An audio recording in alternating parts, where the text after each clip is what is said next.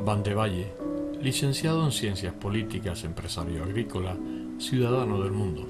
Mi personaje de hoy, nacido en el barrio de Vegueta en un año del siglo pasado, es uno de los personajes más especiales que he tenido la oportunidad de entrevistar en esta serie a lo largo de estos 10 años de emisión en antena.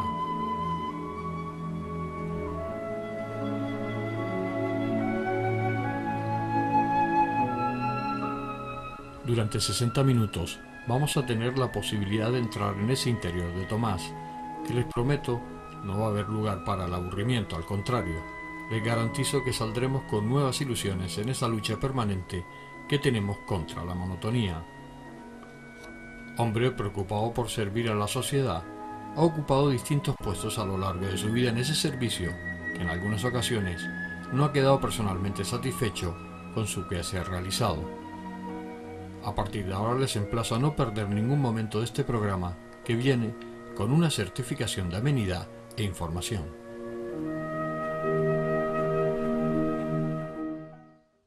Tomás, ¿cómo son tus recuerdos de infancia? Tú naces en la clínica Santa Catalina, pero tus primeros recuerdos en Vegueta. Sí, en Vegueta. En Vegueta, en una casa en la calle Castillo. Cerca de la Escuela de Comercio. Enfrente de la Escuela de Comercio. Y enfrente de una plazoleta donde había donde hay una fuente, que es bastante bonita, la fuente del Espíritu Santo. Y era un sitio donde pasaban con mucha frecuencia las procesiones de Semana Santa. Pasaban por la calle Castillo. Por la calle, muchísimas procesiones pasaban por esa calle. ¿Cómo recuerdas tus primeros años? Porque en aquella época, estamos hablando de principios de los 50, o por ahí, ¿no? por situarnos, ¿cómo eran los juegos de aquella época? Porque yo me imagino que no había mucho coche por aquella zona, ¿no? Se podía jugar en la... Bueno, tenía cerca la fabulosa Plaza Santa Ana, ¿no? Sí, la Plaza Santa Ana era el terreno de juego de los niños de por ahí. Aunque yo no iba mucho a la Plaza Santa Ana, yo jugaba en mi casa, había varios patios, había 2 patios inmensos, y allí se podía hacer ciclismo. Lo grande que era. Se podía ver en uno de ellos estaba lleno de palmeras metidas en barricas de madera. Y entonces era curioso, ¿no? Era curioso visto desde ahora, claro. Desde aquella época no me parecía curioso, me parecía que era lo normal. Claro, además yo recuerdo eso, efectivamente, en las barricas estaban las palmeras, ¿no? Y eso hoy se toman, si te ven una barrica... pueden denunciar e incluso ponerte una multa. Y ponerte una multa, ¿no? Es una exageración, ¿no? Pero... ¿Y cómo era? ¿A qué se jugaba en aquella época? Pues... Que tú recuerdes. La verdad que no me acuerdo bien, ¿no? Pero se jugaba a los soldados, se jugaba... O sea, siempre había guerra. La guerra formaba parte esencial de los juegos, de aquellos niños en la época del fascismo, que ponía su impronta sobre todo, ¿no? Y el conflicto, la guerra, el espíritu belicoso parecía que era propio de los niños. Y la pelota me imagino que también formaría parte, ¿no? No mi caso, no jugaba nunca al fútbol, a la pelota, y sigo sin gustarme el fútbol, y a lo mejor esto me puede condenar al ostracismo social. Pero me importa poco que me condenen por eso y por otras cosas, pero no me interesaba el fútbol. El juego era a base de armas, y las armas pistolas que de juguete a punta de pala. Algunas se fabricaban ustedes, ¿no? Cuando no tenían todas. No, nosotros no fabricamos. Mi hermano y yo nos caracterizábamos por carecer por completo de habilidades manuales. Nadie se ocupó de que las tuviéramos y nosotros no las teníamos y sigo sin tenerlas.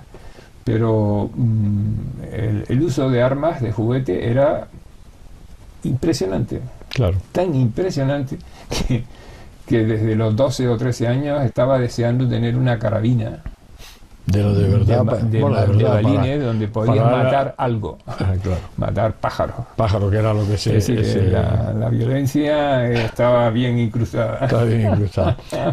¿Cómo recuerdas las Navidades de aquella época? ¿Tú sabías que llegaba, por algún síntoma, sabías que llegaba la Navidad a casa? Sí, claro, los reyes, las Navidad casi no se lo importante era la Nochebuena, sí se celebraba, ¿no? Sí, la Nochebuena.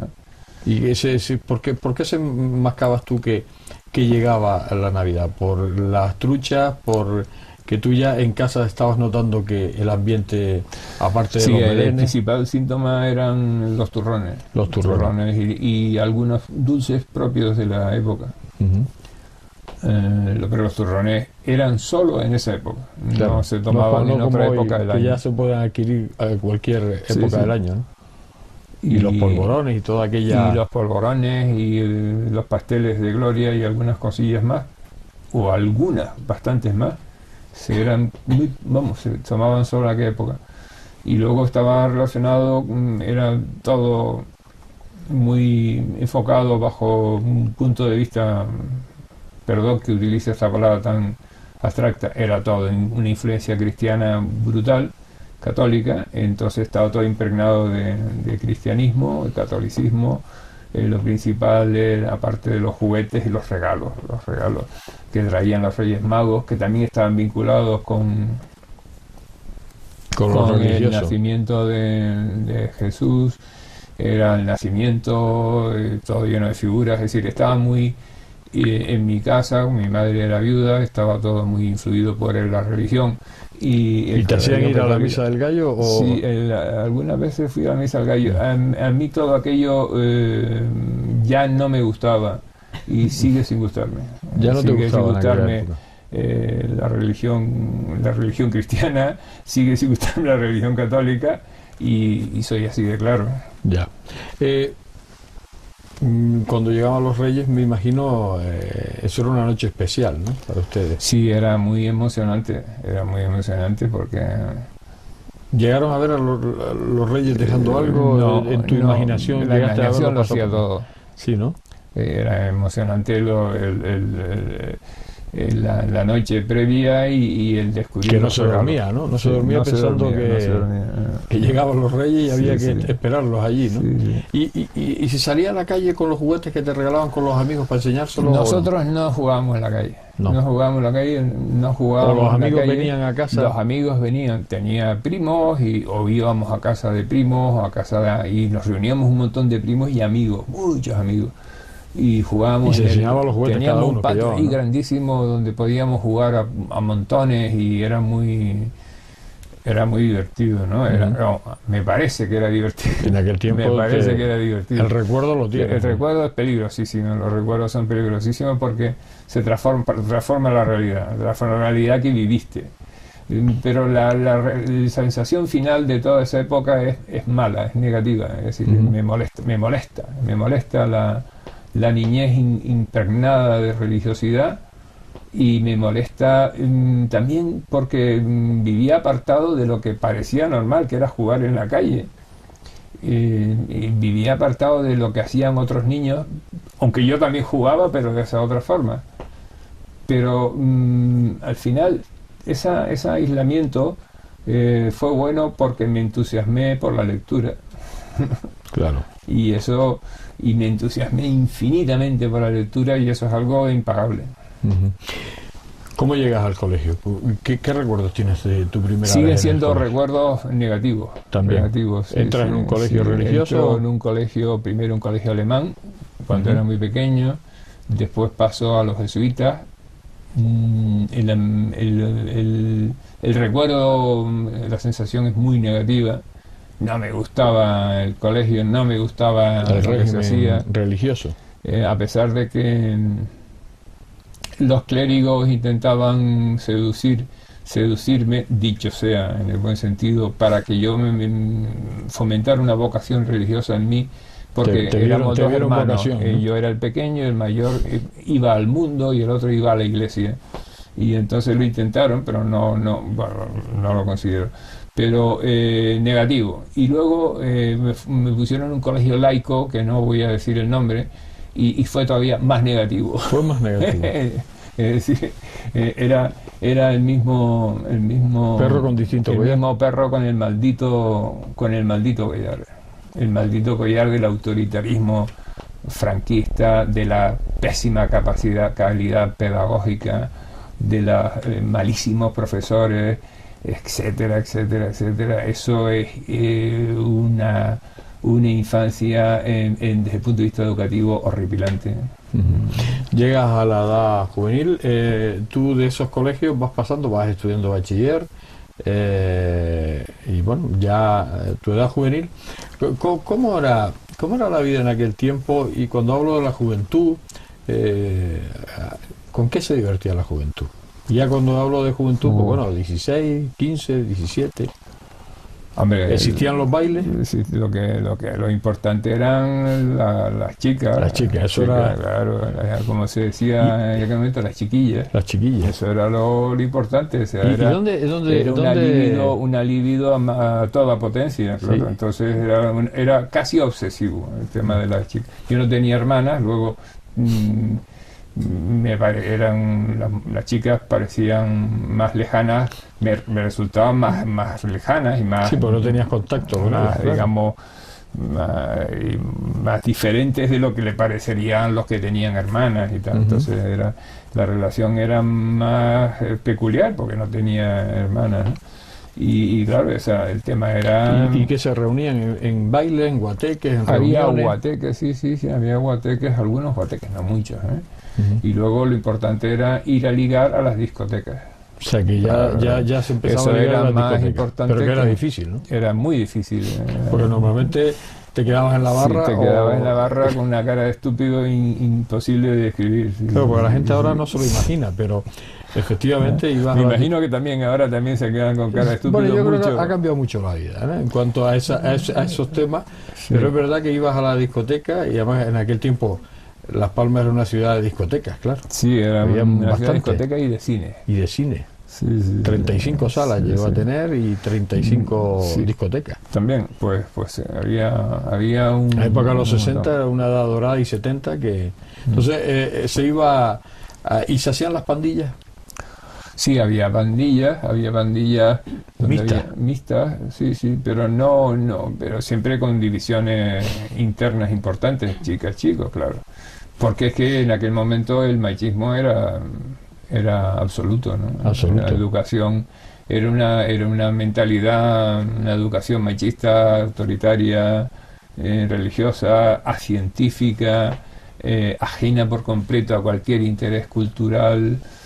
Solamente el tema deportivo, pero ni siquiera como vivido de una manera de practicarlo, sino muy mal. Es decir, una época muy muy negativa, y yo creo que he tenido suerte de no salir peor de lo que he salido mal.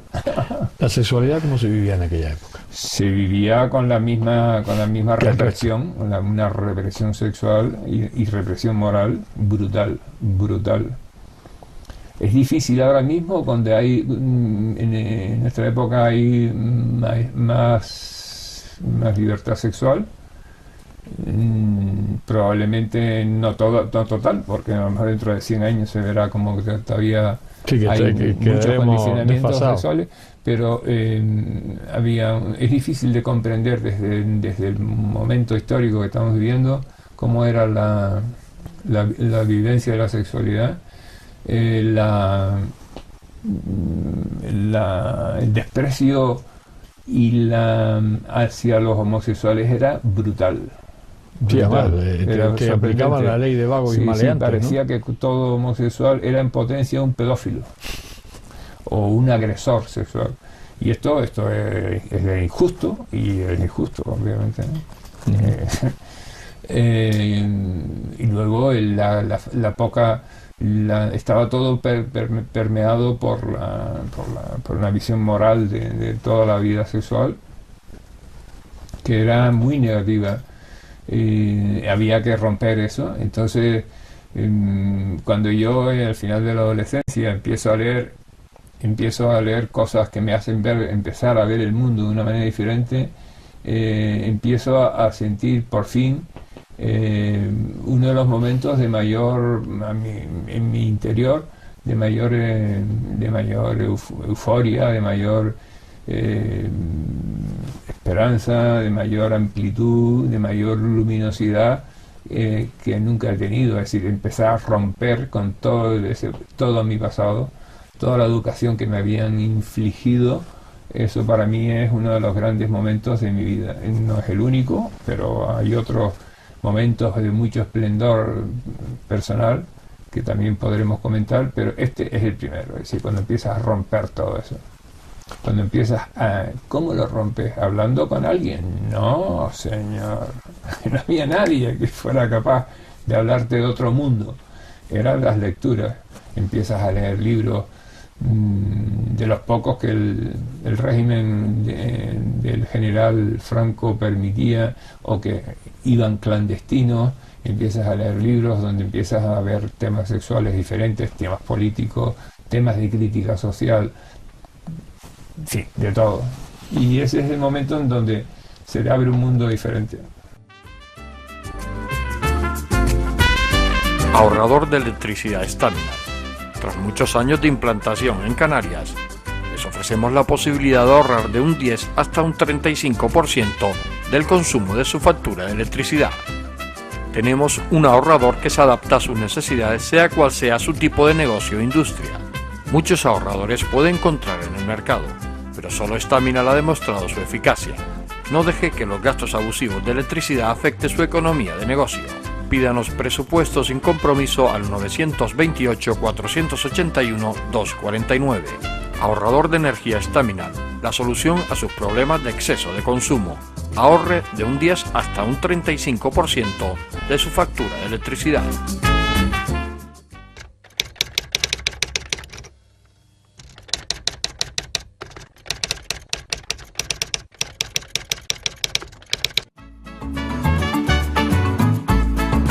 El ahorrador de electricidad Staminar es el único aparato en el mercado que reduce el consumo de electricidad tras haberse instalado en miles de hogares en Canarias. No deje que su factura de electricidad afecte su economía familiar. El ahorrador Staminar le garantiza una reducción de un 10 hasta un 35% de su recibo de luz.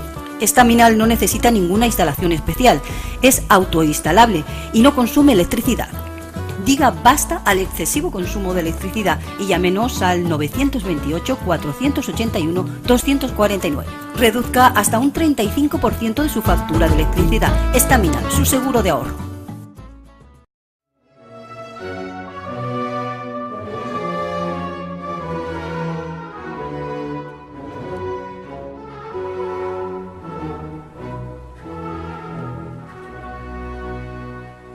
Ya ha pasado el primer tramo de entrevista y les tengo que decir que me he quedado sorprendido al evocar sus recuerdos de infancia con la insatisfacción y firmeza que rechazaba la estricta educación recibida que le impidió relacionarse con los otros niños, aislado en la protección familiar.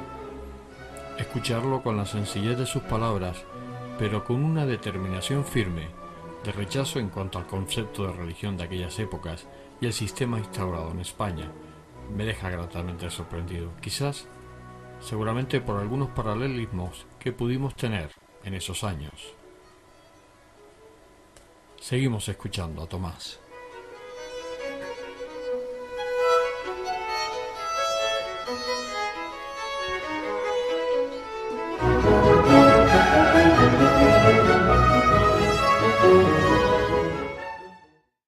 Tomás, ¿llegas a la universidad o sea, tú terminas tus estudios de bachiller y llegas a la universidad?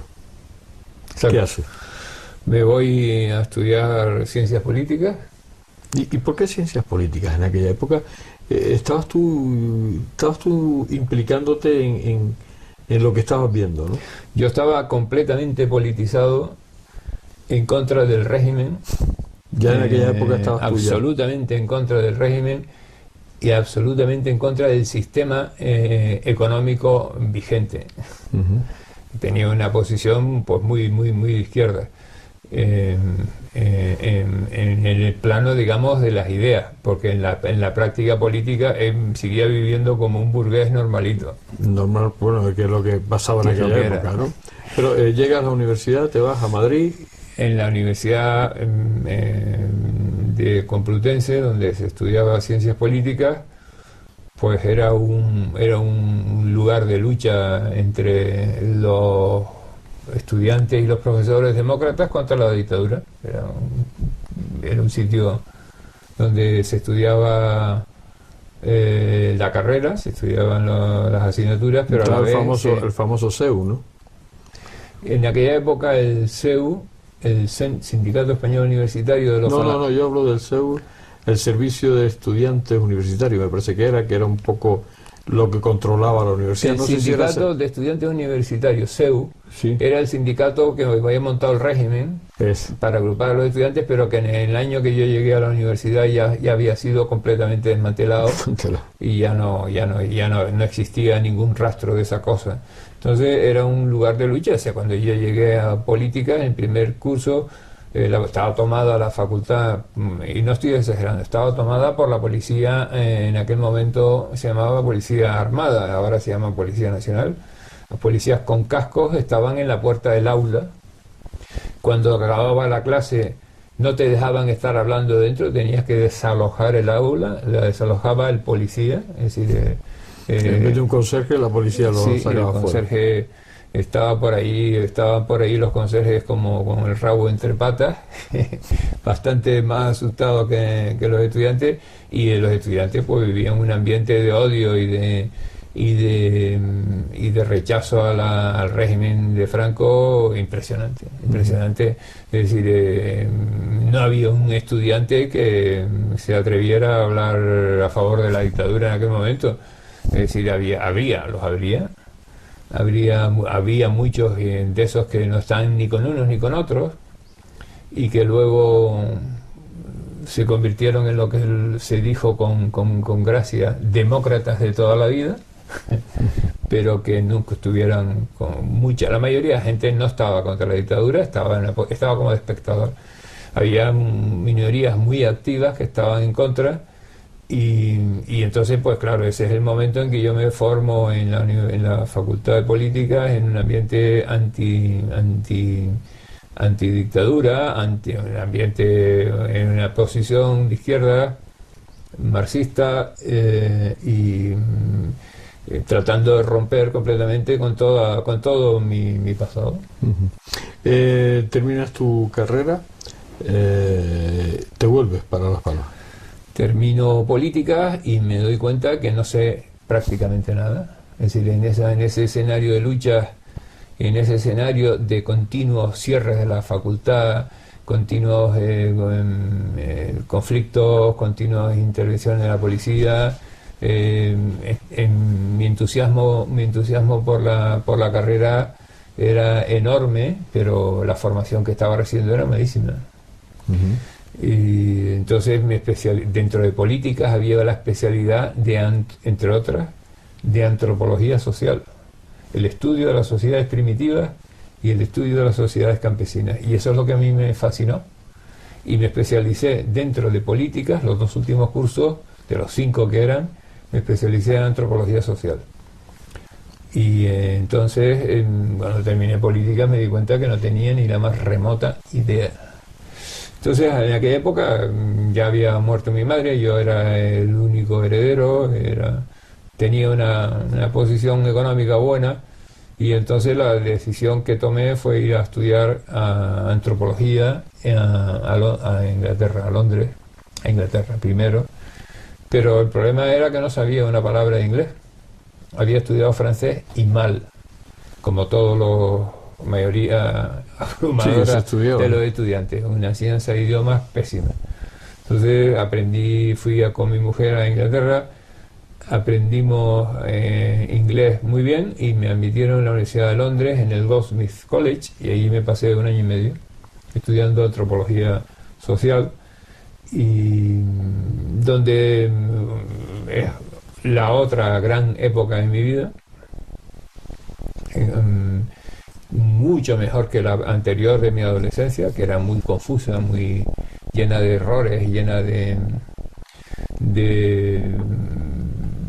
falsas promesas, y pude estudiar a fondo los autores de las ciencias sociales fantásticamente bien. Descubrí un mundo diferente del español, de forma de relacionarse y de vivir.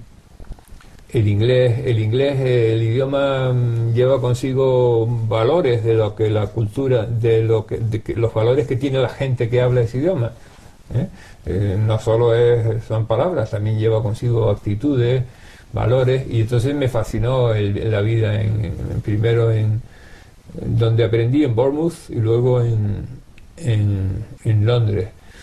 Y nada, y cuando volví pues había cambiado muchas ideas de las que tenía cuando estaba estudiando en Madrid, pero seguía interesadísimo por el estudio, aunque luego no me ocupé de antropología social, me ocupé de las propiedades que tenía, particularmente de la explotación de esta finca donde vivo. Claro, porque tú no ejerces tu profesión, sino que como agricultor, nunca mejor dicho, sí, entre sí, comillas, explotas la agricultura de las fincas y de ahí no vuelves No, me hicieron una oferta de trabajar en la laguna, una magnífica oferta, pero significaba un cambio, y irme a vivir a Tenerife en aquel momento no me venía bien. Estaba tratando de hacerme con los negocios y las propiedades de la familia, que la familia era yo solo, claro. Y entonces, bueno, pues traté de dedicarme a eso, pero siempre he dedicado la mitad del día, lo dedico a estudiar, a leer y a miles de cosas diferentes, y entre otras, pues sí, la antropología social. La antropología social me formé con un profesor catalán que vivía en Londres, que era Josep Raimon Llobera, que era un magnífico antropólogo que trabajaba en el Goldsmith College, y aprendí y estudié con otros buenos antropólogos, con lo cual aprendí a trabajar a trabajar bien con los buenos antropólogos, a estudiar, a descubrir lo bueno y lo malo en las cosas, y la verdad que me ha servido de mucho. Uh-huh. Muchos años después estaba yo en Edimburgo, y que fui a ver el festival que hay en agosto, y entré en una librería y vi un autor que no había oído hablar en mi vida, en inglés, que se llamaba Milan Kundera, y el libro de la risa y del olvido, ¿no? Y digo, joder, este tío me interesa. Y luego, 3 años más tarde, empiezan a traducirlo y a darlo a conocer en España. Entonces me gustó, porque yo me había dado cuenta que sabía distinguir lo bueno. Claro, que además que es importante. Te casas, hijos, y tu vida transcurre tranquila dentro de unos límites, ¿no? De vida de un burgués tranquilo, sosegado y amante de la ley. O sea pero tus ideas seguían ahí, ¿no? Mis ideas han ido evolucionando, claro. O sea, obviamente es que esos planteamientos, cuando acaba la dictadura, el país se liberaliza, se democratiza, el país se moderniza, se convierte en lo normal en la Europa contemporánea. Entonces mis ideas han ido evolucionando hacia una actitud menos radical, porque ese radicalismo venía en parte derivado de la situación aquella de bloqueo tan brutal que montó la dictadura en este país, ¿no? Y he evolucionado muchísimo, y ya no estoy en esa línea, pero espero tener la suficiente capacidad crítica para no creerme casi todo lo que te van contando unos y otros. Sí, además porque ha cambiado mucho la sociedad, ¿no? La sociedad ha cambiado a mejor, es decir, la sociedad española ha mejorado muchísimo en este larguísimo trecho de 40 años. Han mejorado muchísimo, se ha hecho más libre, se ha hecho más rica, se ha hecho más variada. Creo que eso no quiere decir que vivas en el mejor de los mundos posibles, obviamente no, pero para los que tenemos ya muchos años y hemos visto cómo era la dictadura y la España pobre y siniestra de los años 60, el país es otro país diferente. Es para estar muy contento de haber estado, de haberlo visto, de haber podido ver esto. Otra cosa es que el momento actual que hay un enquistamiento de situaciones políticas negativas, pero el país sigue siendo un país libre y vivo. Uh-huh. ¿Y Gran Canaria cómo la viste en aquel momento y cómo la has ido viendo? Hombre, Gran Canaria también igual. Gran Canaria ha mejorado muchísimo, también, muchísimo el nivel de vida. Es decir, ha habido un factor importantísimo en la mejora de Gran Canaria que espero que sirva de modelo para el futuro, que es la creación de una universidad en Las Palmas de Gran Canaria. Es decir, ahora mismo en Las Palmas de Gran Canaria hay un sector de la sociedad muy culturalmente vivo, muy potente, que es el que hace y el que mantiene toda la vida cultural, pero sigue siendo relativamente minoritario. Pero hay una clase media vinculada a la cultura que es muy potente y que son los que mantienen vivos la industria cultural en esta isla. Sin embargo, le falta interés a la mayor parte de la burguesía por la cultura. El único manifestación de la cultura que les interesa es la música, pero no interesa el arte, no interesa la literatura mucho, no interesa las otras manifestaciones, no interesan. Es decir, hemos tenido un desarrollo como hipertrófico del área de música. ¿Y eso gracias a la labor de un político como ha sido Jerónimo Saavedra, que consigue un auditorio y impulsa, junto con algunos sectores muy pequeñitos, pero que han tenido un florecimiento. Eso es decir, el área de música es fantástica y está muy bien, y no lo estoy lamentando, pero el área de la pintura, de las bellas artes, que es una manera de referirse a la pintura y al arte antiguo, esa área del arte contemporáneo está muy, muy por debajo en una ciudad de 400.000 habitantes, con un cierto nivel ya de riqueza y bienestar social y económico. Estamos muy por abajo en ese tema. Es decir, estamos por debajo de donde deberíamos estar. Es decir, una sociedad como la contemporánea necesita más actividades culturales y más creatividad cultural. Ahorrador de electricidad Staminar. Tras muchos años de implantación en Canarias, les ofrecemos la posibilidad de ahorrar de un 10 hasta un 35% del consumo de su factura de electricidad. Tenemos un ahorrador que se adapta a sus necesidades, sea cual sea su tipo de negocio o industria. Muchos ahorradores puede encontrar en el mercado, pero solo Staminar ha demostrado su eficacia. No deje que los gastos abusivos de electricidad afecten su economía de negocio. Pídanos presupuesto sin compromiso al 921-481-249. Ahorrador de energía Staminar, la solución a sus problemas de exceso de consumo. Ahorre de un 10 hasta un 35% de su factura de electricidad.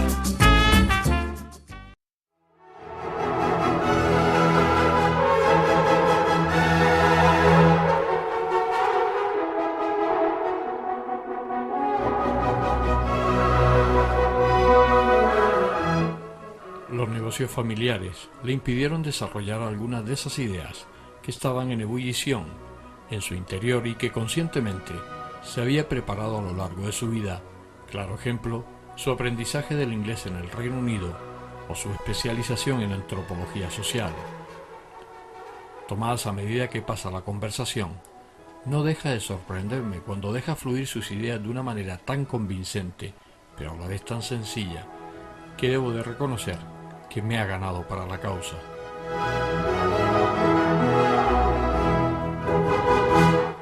Quedan unos minutos de entrevista. No perdamos la atención y concentración. Tomás lo merece.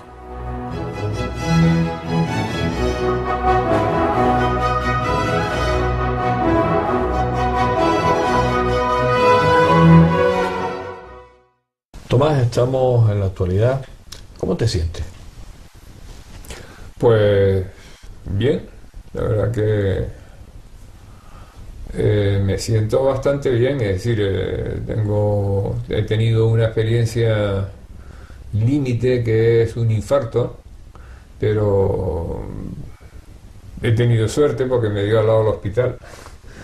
Luego, esto es una experiencia importantísima en mi vida, ¿no? Porque te marca, te hace pensar muchas cosas. Sí, te hace plantearte la relación con la muerte, con la extinción, la desaparición.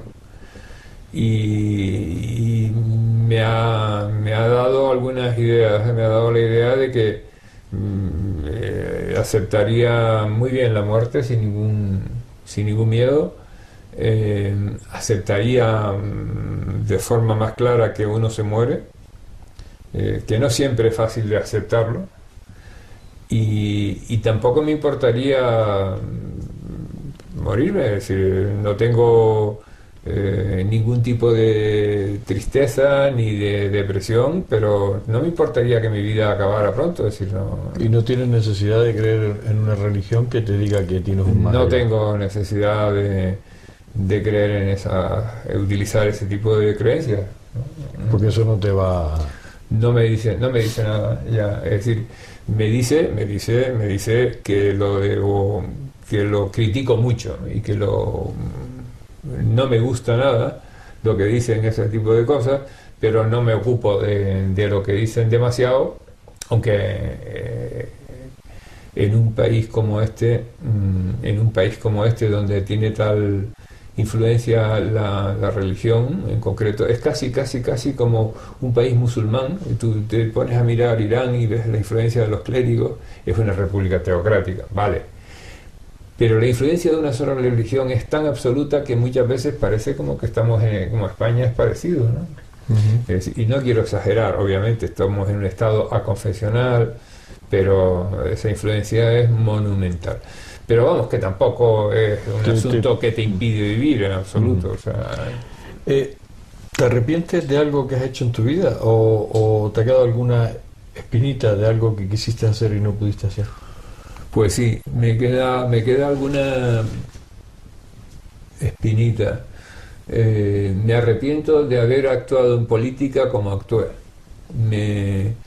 Me arrepiento de haber sido tan mal político. Me arrepiento de haber sido tan apegado al momento, a la coyuntura y no tener ideas de fondo.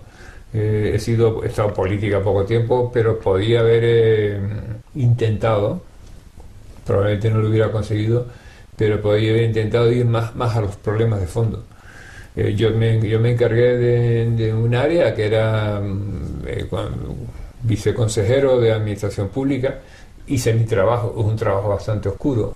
¿Alguien de ustedes ha oído hablar de un viceconsejero de Administración Pública? Nadie. Bien. Pero luego me tocó lo de ser consejero de Política Territorial y Medio Ambiente, y eso sí que era un campo maravilloso de actuación, de hacer cosas nuevas, de ir al fondo de los problemas, y no me quedé por la superficie, me quedé en el día a día, me quedé absorbido por la parte más absurda y más improductiva de la política, y no ir a los problemas de fondo. Y los problemas de fondo era posible tratarlos, era posible, no estoy hablando de que tenía que ser un héroe, tenía que ser normal, y me arrepiento de no haber sido más auténtico, de no haber ido a los problemas de fondo. ¿La política es normal? La política es así desde la época del Imperio Romano. El Imperio Romano duró 7 siglos. Uh-huh. Y había corrupciones frecuentemente, ¿no? Incluso había golpes de Estado. Había épocas donde había 2 emperadores. Hubo una república donde la dirigían 2 cónsules. Había corrupciones, había saneamientos, había renovaciones, había revoluciones. La política siempre es así. Tiene cosas nobles y cosas corruptas, nefastas. Pero la política democrática es mejor que la política de la autocracia. La política democrática combinada con el crecimiento económico, con el reparto de una buena parte de la renta que produce el país, el reparto entre la población para que no haya una desigualdad manifiesta, ese tipo de política es buena. Lo que pasa es que en el camino pues, ocurren cosas de corruptela. Si las corruptelas se generalizan, pues cuando se descubre el pastel aparece la crisis y aparece la desafección por la política, ¿no? ¿Tienes muchos amigos? Pues no, muchos amigos no. Tengo muchos conocidos, pero amigos pocos. ¿Y enemigos? Debo tener algunos.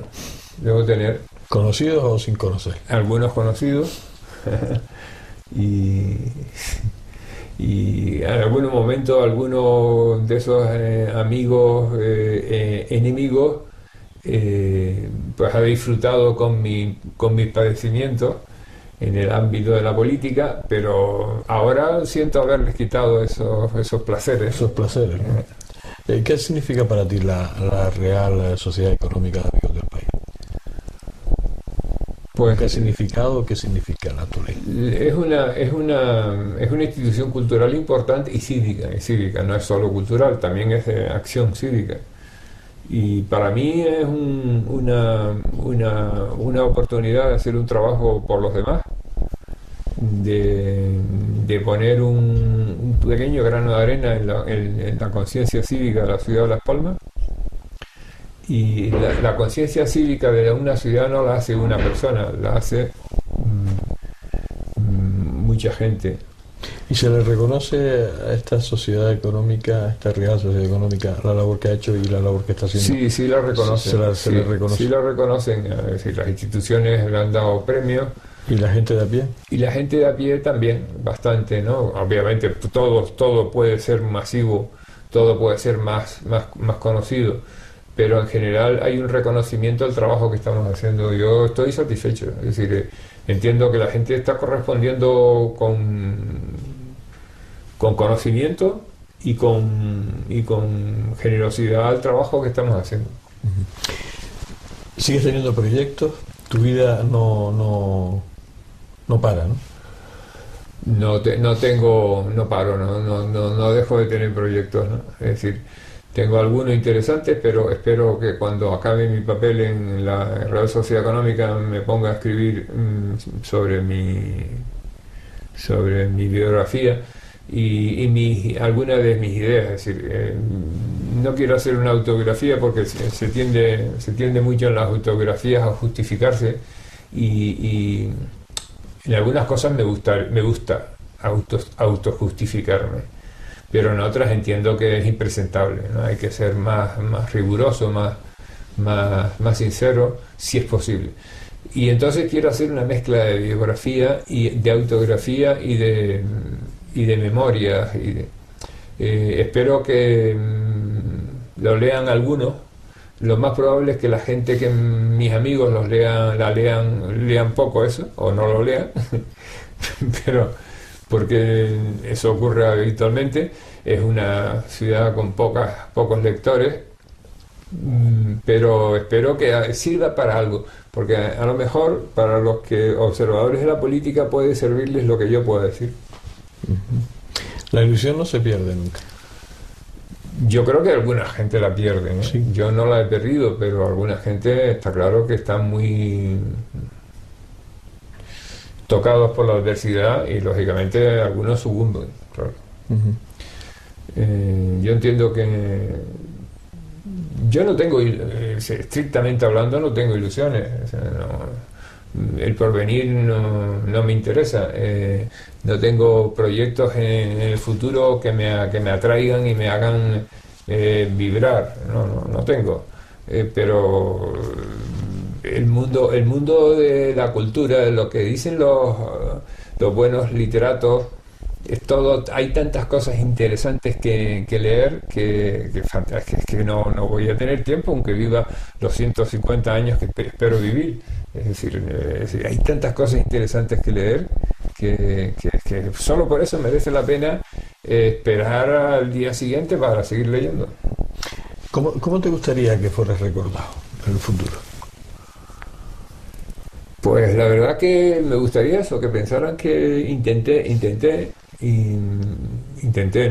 conseguí aportar algo a lo que es la conciencia cívica de la ciudad, de la cultura de la ciudad. Eso sí que me gustaría que lo reconocieran, ya que en otras faenas mi contribución ha sido insignificante, como en el tema político y en el tema de la producción intelectual. No he hecho nada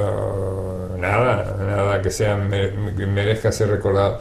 Pero esta actuación cívica que hago a través de la red socioeconómica, sí que me gustaría que la recordaran, eso en el ámbito público. Claro, en el ámbito más íntimo pues hay otro orden de cosas. Uh-huh.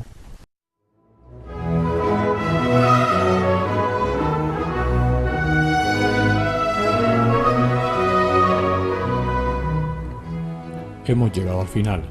No me lo puedo creer. El tiempo parece que se ha parado y no ha pasado minuto alguno.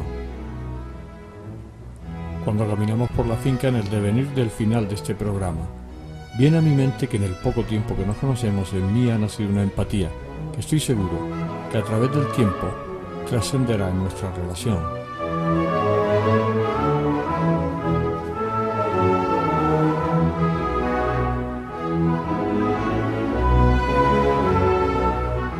Como les prometí, en estos 60 minutos no ha habido tiempo para el aburrimiento, y puedo garantizarles que han ganado un poco más de vida en este tiempo que hemos estado con Tomás.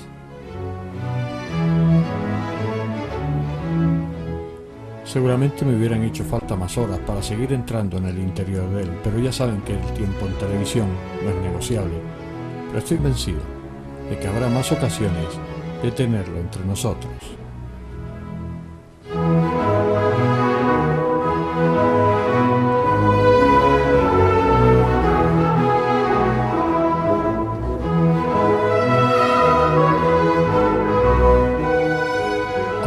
En el principio del programa, Tomás había sido uno de los personajes más especiales que me había encontrado a lo largo de esta serie, y mentiría si dijera lo contrario, porque posiblemente había acudido a la cita con unas ideas preconcebidas de su persona que se habían venido abajo desde el primer minuto que empezamos a entrar en su interior.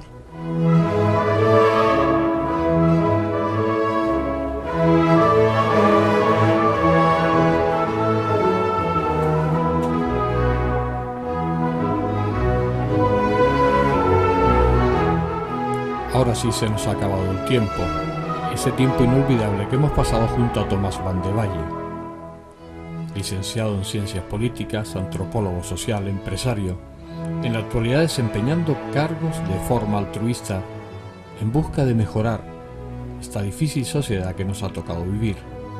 Ha sido todo un placer estar compartiendo contigo este tiempo. Tomás, solo te diría una cosa para finalizar. Gracias por dejarnos estar en este tiempo contigo. No te olvidaremos, amigo.